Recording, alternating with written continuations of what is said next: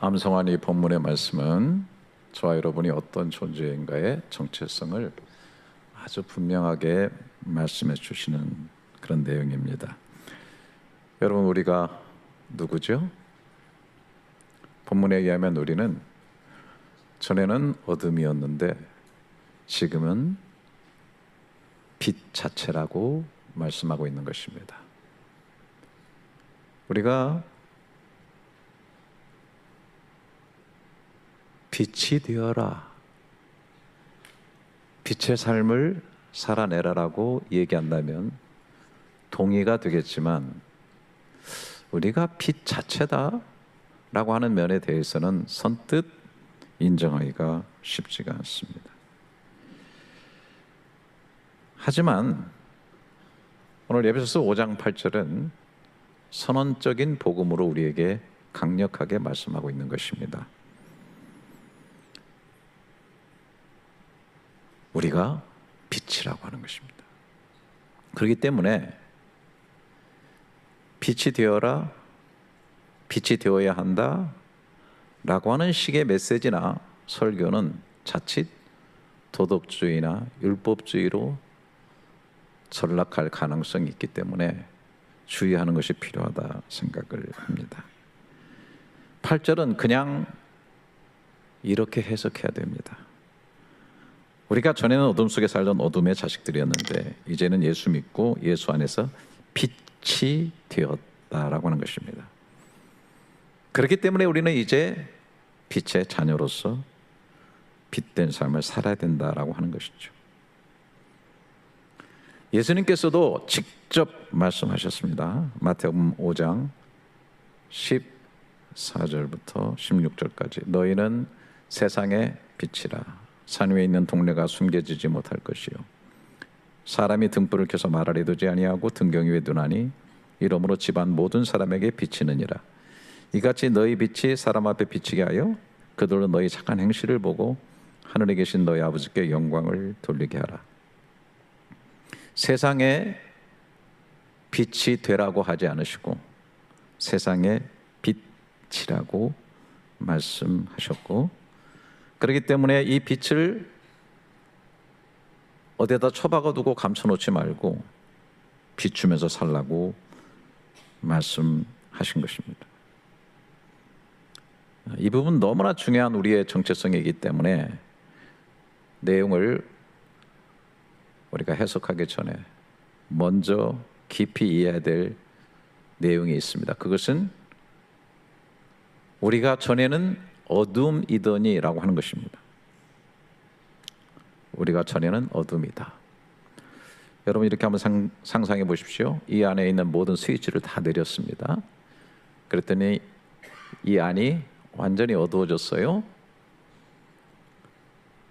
그렇게 여러분들을 이렇게 세워가지고 마치 게임하듯이 제자리에서 빙빙 몇 바퀴 돌게 한 다음에 출구를 찾아서 나가세요. 그러면 아마 이리 부딪히고 저리 부딪히고 헤매게 되고 방향을 찾지 못하고 혼란이 이루어지게 될 것입니다. 이것이 성경에서 말하는 우리 인간 상태 어둠이라고 하는 표현인 것이죠. 빛의 원천인 하나님과 관계가 끊어진 상태. 이것을 우리가 조금 어두운 존재다 이렇게 하지 아니하고 어둠이었다라고 얘기를 하고 있어요. 우리가 가장 근본적으로 어디서 와서 왜 살고 어디로 가는지 모르는 존재. 그래서 실존주의 철학자들은 어둠이라는 곳에 던져진 존재, 피투자적 존재다 그렇게 얘기를 하고, 또 우리가 삶을 살아가잖아요. 삶을 살아가는데 삶을 해석하지 잘 못해요. 특히 어려운 고난이 오죠. 너무나 힘든 일에 부딪히죠. 해석을 못해요. 내 운명에 대해서 제대로 해석하지 못해요. 어둠 속에 있는 것이죠. 그래서 바울이 너희가 전에는 어둠이더니 그렇게 얘기를 하고 있는 거예요. 이 어둠을 잘 이해하려고 하면 빛이 주어진 전의 상태를 우리가 생각을 해봐야 되는데, 특별히 창세기 1장에서 이 어둠에 대해 얘기하는 그 묘사를 잘 살펴볼 필요가 있다고 생각해요.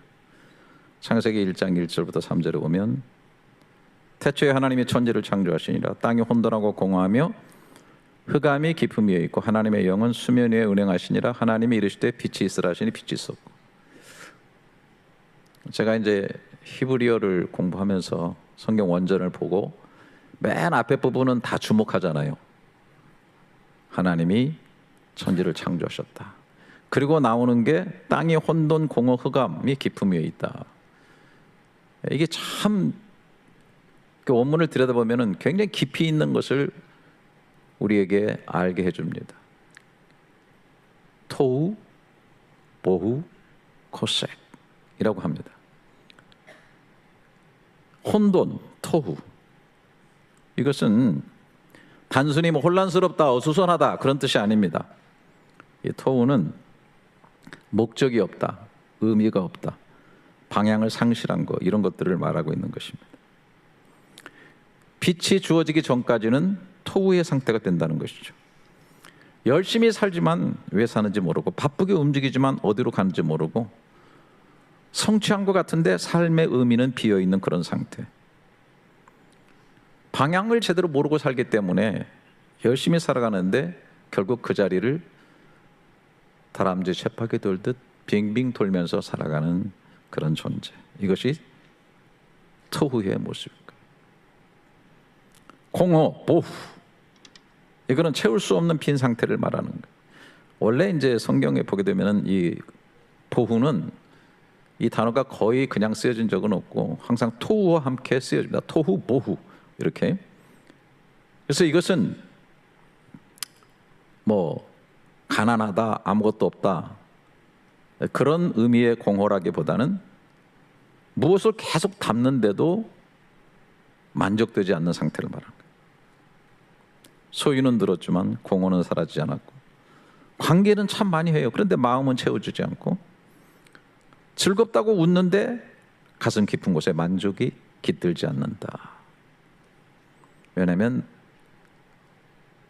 사람은 빛이신 하나님으로 채우지 않으면 결국은 보후를 느낄 수밖에 없는 그런 존재다. 호색, 흑암, 단순히 어둡다는 뜻이 아닙니다. 구분할 수 없는 상태, 그런 걸 통해서 불안과 두려움이 지배하는 상태를 말해요. 어둠 속에서는 앞뒤가 구분되지 않죠. 또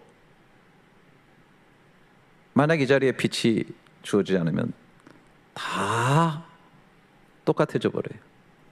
빨간색도 없고 파란색도 없고 검은색도 없고 다 이게 뭐가 옳은지 그른지 식별되지 않아요. 분별력이 없어져 버리는 거예요.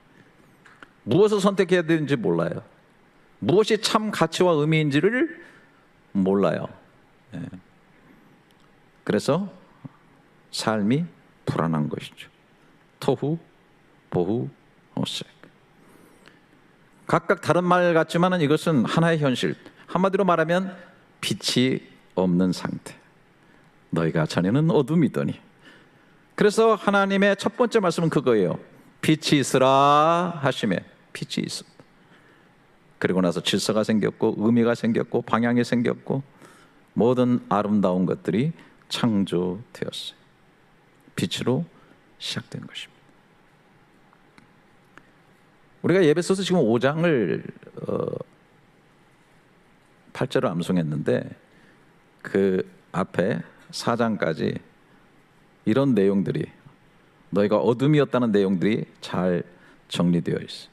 에베소서 2장 1절에 보면 그는 허물과 죄로 죽었던 너희를 살리셨도다. 그때 너희는 그 가운데서 행하여 이 세상 풍조를 따르고 공주 권세 잡은 자를 따랐으니 곧 지금 불순종의 아들들 가운데 역사하는 영이라. 전에는 우리도 다 그 가운데서 우리 육체의 욕심을 따라 지내며 육체와 마음이 원하는 것을 하여 다른 이들과 같이 본질상 진노의 자녀였다. 하나님과의 연결이 끊어졌기 때문에 영적인 상태에서 데드가 죽음이 오고 이것을 죄와 허물로 죽었더니라고 표현하고, 이것을 인간의 가장 원천적이고 근원적인 짙은 어두움이라고 얘기해 주고 있는 거예요. 에베소서 4장 17절에 그러므로 내가 이것을 말하며 주 안에서 증언하노니 이제부터 너희는 이방인의 그 마음이 허망한 것으로 행같이 행하지 말라. 그들의 총명이 어두워지고 그들 가운데는 무지함과 그들의 마음이 굳어짐으로 말미암아 하나님의 생명에서 떠나 있도다. 그들이 감각 없는 자가 되어 자신을 방탕에 방임하여 온갖 더러운 것을 육심으로 행하되 하나님과 하나님의 생명을 아는 총명 자체가 어두워졌다. 하나님을 느끼고 깨닫는 감각이 무뎌지고 죽어버렸다. 영적 더듬이가 완전히 기능을 상실했다.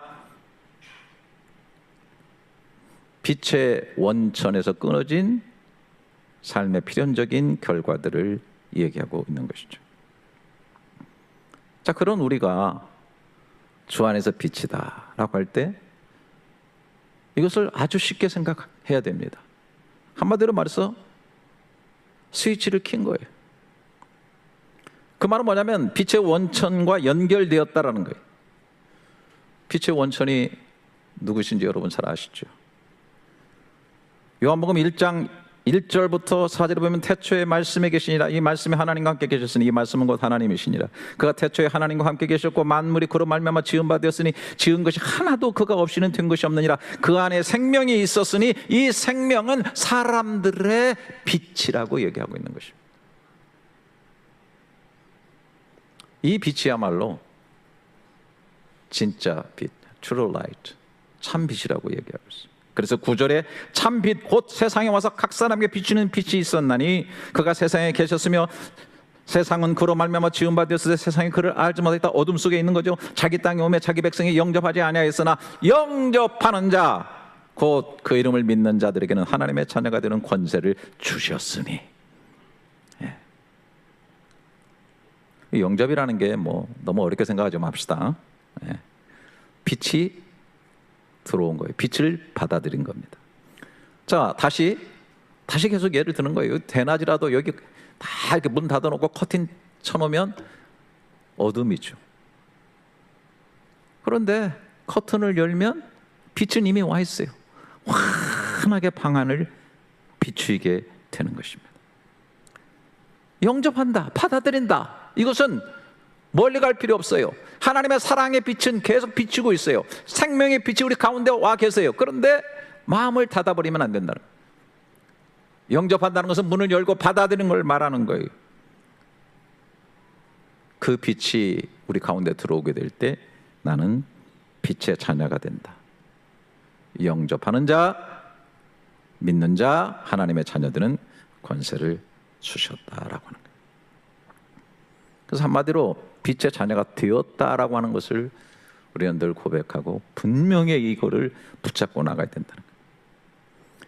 그렇기 때문에 빛의 자녀가 되었기 때문에 이제는 빛의 자녀로서 행하라고 말씀하고 있는 거예요. 그 에베소서는 제가 뭐 무지막지하게 좋아하는, 하여튼 저는 뭐 이걸 가지고 밤낮으로 읽고 뭐 묵상하고 원문으로 읽고 아주 미쳐버리는 사람. 제가 목회자들 교육 가서 가르칠 때도 제가 에베소서를 항상 원문 가지고 얘기를 합니다. 이 에베소서 두 파트로 나눕니다. 크게 1장과 3장, 4장과 5장, 6장까지인데 1장부터 3장은 하나님이 우리를 해주신 일인데 그게 바로 뭐냐면 어둠이었던 우리를 빛으로 만들어주셨다는 사건, 전적인 하나님의 은혜를 하나님이 하셨다라고 하는 것을 얘기하고 있어요. 그리고 나서 그렇다고 한다면 빛의 자녀로서 어떻게 살아야 되는가 라고 하는 게 4장부터 6장까지의 사실 메인 내용인 거예요. 그 두 번째 파트로 들어가는 4장 1절에 이렇게 되어 있어요. 그러므로 주 안에서 갇힌 내가 너희를 권하노니 너희가 부르심을 받은 일에 합당하게 행하여 라고 얘기하고 있어요. 여러분 성경을 읽을 때 정확하게 봐야 됩니다. 항상 성경을 갖다가 그냥 지나치듯 읽고 그래도 해석도 이상하게 하고 자꾸 그러면은 성경 기본적인 그 말씀의 뼈대가 다 무너지는 거예요. 그런 얘기를 하면은 그런 걸 깊게 듣지 않아요, 사람들이. 아주 그냥 세상의 철학적 종교 이런 데 세뇌돼 가지고 이 메시지의 본질을 자꾸 놓치려고 그래요. 여기도 그러므로 주 안에 갇힌 내가 너희를 구하노니 너희가 부르심을 받은 일에 합당하게 행하며, 합당하게 행한다거나 행한 보다 앞서 나오는 게 뭐예요? 부르심을 받은 일에 합당하게 행하여. 먼저 부르심을 받았다는 거예요. 우리가 빛의 자녀로 부르심을 받은 거예요. 하나님의 자녀로 부르심을 받았기 때문에, 그렇기 때문에 거기에 합당하게 행하라 라고 얘기하고 있네요. 그러면서 4장 28절부터 쭉 나와 있어요. 어떻게 합당하게 되냐? 도둑질하는 자는 다시 도둑질하지 말고 돌이켜 가난한 자에게 구제할 것이 있도록 자기 손으로 수고하여 선한 일을 하라. 무릇 더러운 말은 너 입 밖에도 내지 말고 오직 덕을 세우는 데 소용되는 대로 선한 말을 하여 듣는 자에게 은혜를 끼치게 하라. 하나님의 성령을 근심하게 하지 말라. 그 안에서 너희가 구원의 날까지 인치심을 받았느니라. 너희는 모든 악독과 노함과 분냄과 떠드는과 비방하는 것을 모든 악의와 함께 버리고 서로 친절하게 하며 불쌍히 여기며 서로 용서하기를 하나님이 그리스도 안에서 너희를 용서하신 같이 하라라고 얘기하고 있어요. 그리고 5장으로 넘어옵시다. 그러면 5장 1절에 뭐라고 해서 그러므로 또 사랑을 받은 자녀같이 너희는 하나님을 본받는 자가 되고 하나님을 본받는 삶으로 나가기 전에 우리가 먼저 그의 사랑받는 자녀가 되었다는 사실을 인식해야 된다는 거예요. 너희는 하나님의 사랑받는 자녀같이, 자녀이기 때문에 너희는 내 자녀니까 내 자녀답게 살아라, 나를 닮아 살아라고 말하고 있는 거예요. 늘 말씀드리죠. 의롭게 살았기 때문에 의인이 아니에요. 예수의 십자가의 공로로 의롭게 만들어주시고 나의 은혜로 너가 의롭게 되었으니 의롭게 살아라, 거룩하게 살아라 라고 말하고 있는 거예요. 내 자녀니까 내 자녀답게 살아라고 이야기하고 있는 거예요. 2절 그리스도께서 너희를 사랑하신 것 같이 너희도 사랑 가운데, 이게 사랑으로 행하라 하기 전에 뭐예요? 그리스도께서 너희를 사랑하신 것 같이. 앞에도 남았죠. 용서하라. 어떻게 용서하라? 내가 너희를 용서한 것 같이. 이런 부분들을 우리가 깊이 생각해야 돼요. 내가 뭐 좀 용서하고 내가 뭐 좀 사랑 좀 하다가 상처받고 힘들면 하다가 중간에 그만두고 무슨 논리가 들어오면 그거 가지고 자꾸 뭐라 그러고, 그게 아니에요. 내가 무슨 구제하고 봉사하는 일이 좀 하다가 이름이 날 것 같으면 하고 그렇지 않으면 안 하고 상처받고 비틀거리고, 그게 아니란 말이에요. 우리는 이미 빛이고 우리는 이미 사랑받는 존재고 이미 부르심을 받은 하나님의 빛의 자녀이기 때문에 그냥 하는 거예요.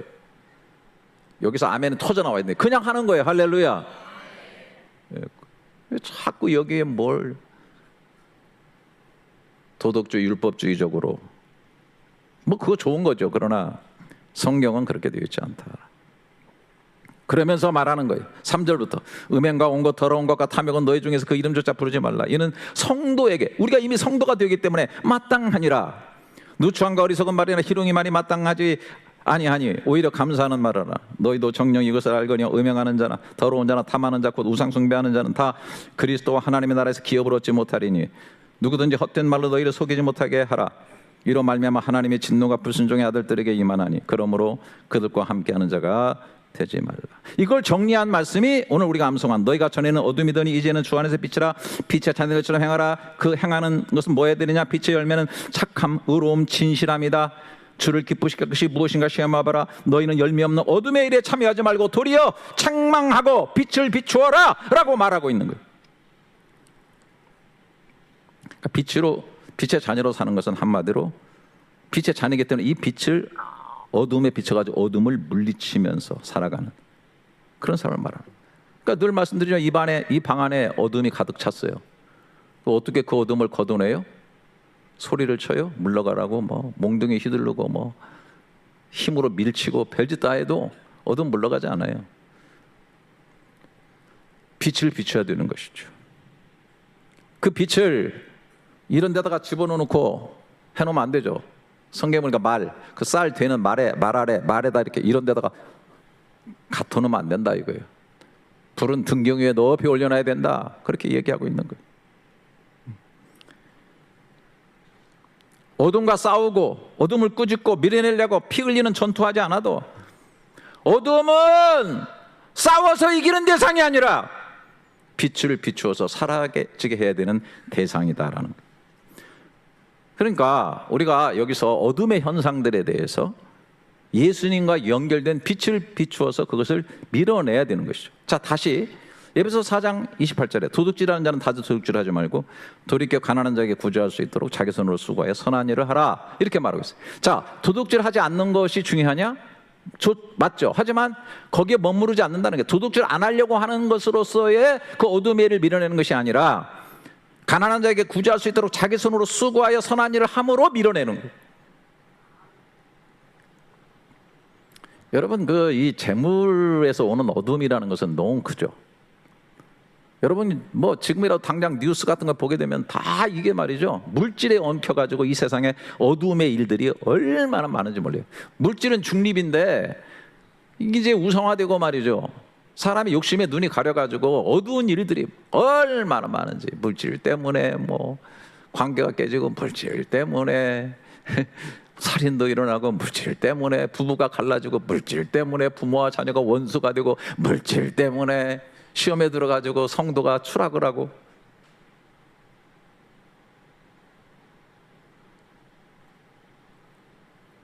물질의 이 어둠을 어떻게 벗겨내느냐?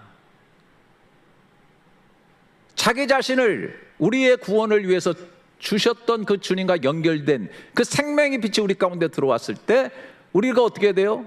주님처럼 어렵고 힘든 사람들을 위해서 돕고 구제하고 세워주기 위해서 열심히 선한 일을 함으로 이 빛을 가지고 어둠을 몰아내야 되는 거예요. 왜 돈을 버십니까? 그런 얘기하면 말이 안 되죠. 세상에서는 결국은 다른 사람 잘 되기 위해서 돈을 열심히 버셔야 돼요. 아멘은 전혀 안 나온다. 왜 우리 애들이 열심히 공부해야 됩니까? 남을 죽도록 섬기기 위해서 열심히 공부해야 돼요. 이런 거 잘못 가르쳐 주기 때문에 요즘 세상이 뒤틀려 있는 거예요.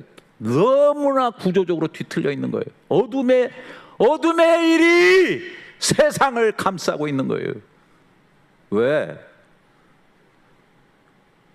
빛이 비춰주지 않겠다.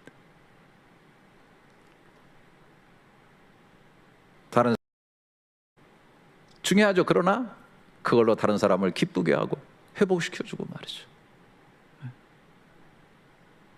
그런 빛을 비춤으로써 재물이 주는 이 세상의 진한 어두움을 계속 벗겨낼 수 있어야 된다.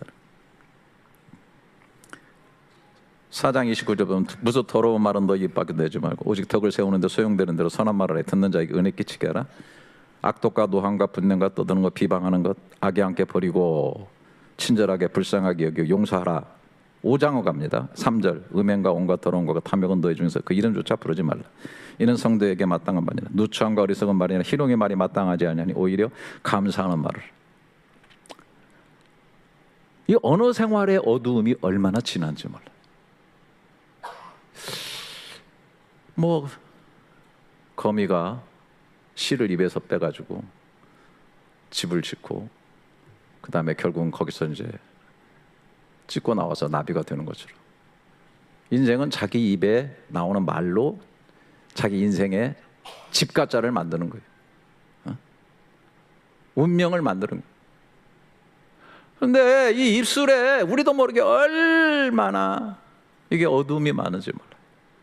여기 뭐 거짓말, 더러운 말, 악독, 노함, 분냄, 떠드는 것, 비방하는 것, 누추한 말, 어리석은 말, 희롱의 말, 이런 것들이 다 나오고 있어요. 입만 열면 습관적으로 거짓말, 자기가 거짓말하는지도 몰라. 왜? 습관이 돼가지고 그냥 급하면 거짓말하고 말이야, 빠져나가려고 그러고 유익이 있으면 무조건 거짓말하고 말이죠. 정신을 못 차리게 거짓말해. 거짓으로 세워지는 인생이 되고 마는 거예요. 그냥 다른 사람 입만 열면 비난해요. 입만 열면 다른 사람 얘기해요.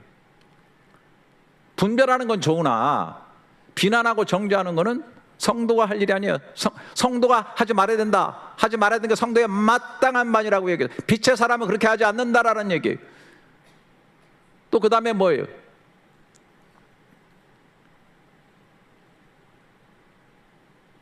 상대를 깎아내리고 원망하고 불평하고.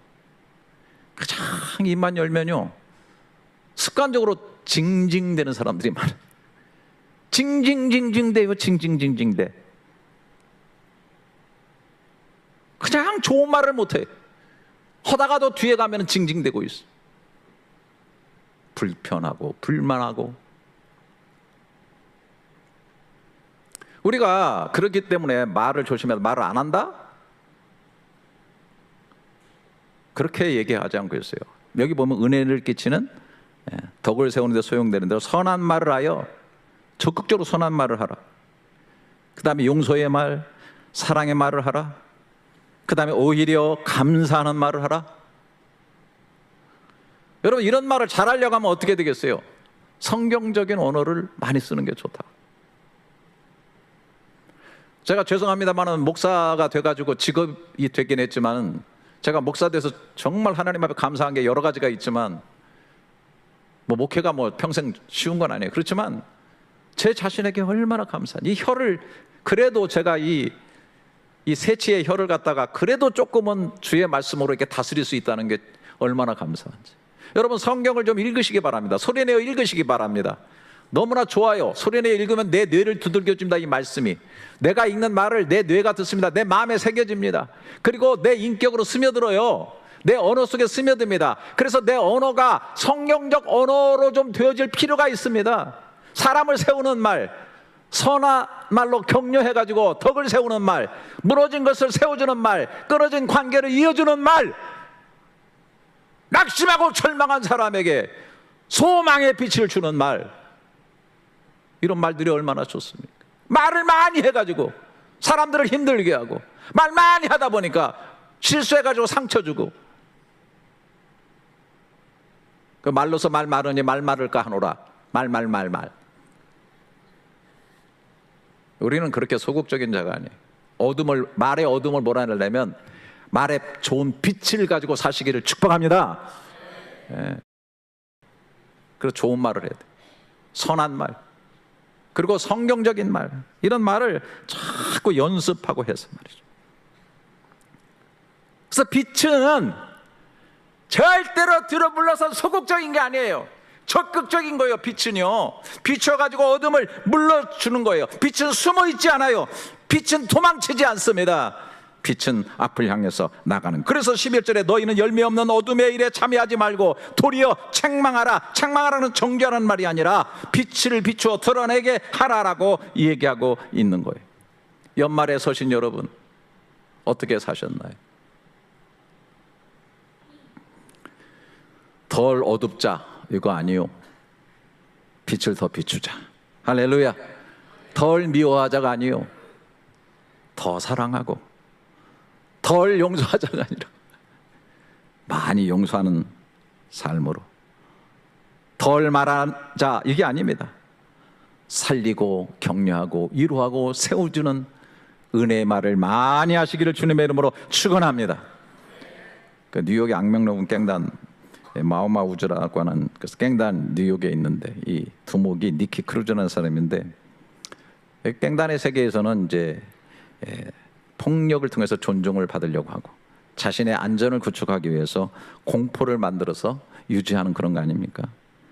그냥 어둠에서 어둠으로 살았던 그 우두머리니까 얼마나 대단했겠습니까? 그런데 어느 날 그웬 윌커스라는 목사님이 그에게 다가가서 접근을 한 거예요. 그리고 말합니다. 니키, 예수님은 당신을 사랑하십니다.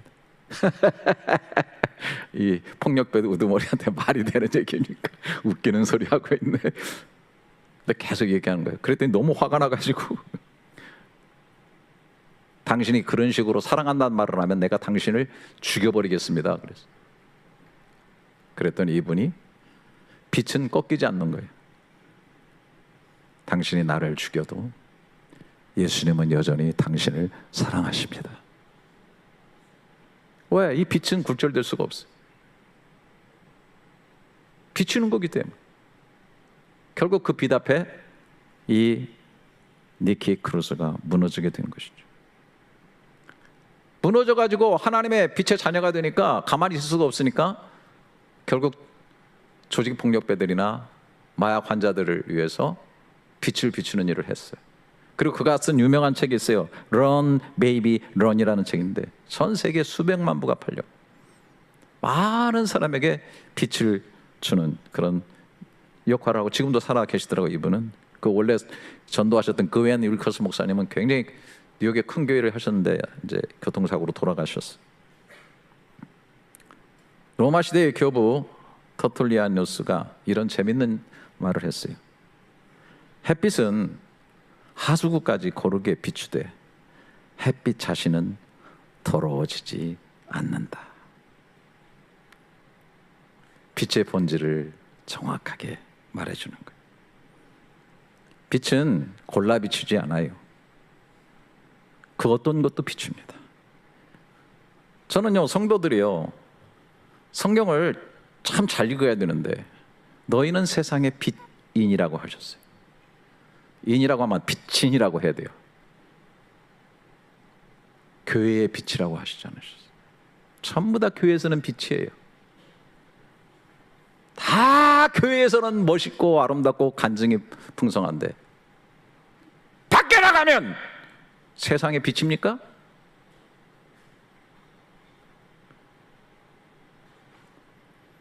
밖에서 제대로 빛으로 살아야죠. 어둠 속에 비추고. 근데 거긴 무서워, 더러워, 하수구야, 냄새나, 안 가. 뒤로 물러서 교회만 와서 빛이에요. 그러니 기독교가 힘을 잃고, 만약에 우리 성도들이 밖에서 너희는 세상의 빛이라고 하면서 빛된 존재임을 알고 빛을 비추며 살았으면 우리 교회 매주마다 꽉 들어차가지고 예배드릴 공간이 없을 거야. 할렐루야.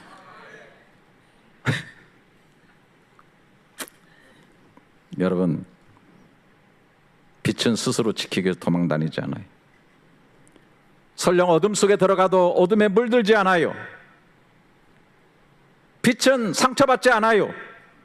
빛은 어둠에 지배당하지 않아요. 빛은 빛으로 계속 비추는 거예요. 우리는 세상의 빛으로 계속 존재하는 정체성을 가진 자들이라는 사실을 기억해야 되는 거예요. 조금 뭐 하다가 낙심하고, 뭐 하다가 상처받았다 그러고, 무서워서 나가지 못하고, 주님이 내 안에 계시고 참 빛으로 계시니 나가서 말하시고 비추시는 삶이 될 수 있기를 주님의 이름으로 축원합니다.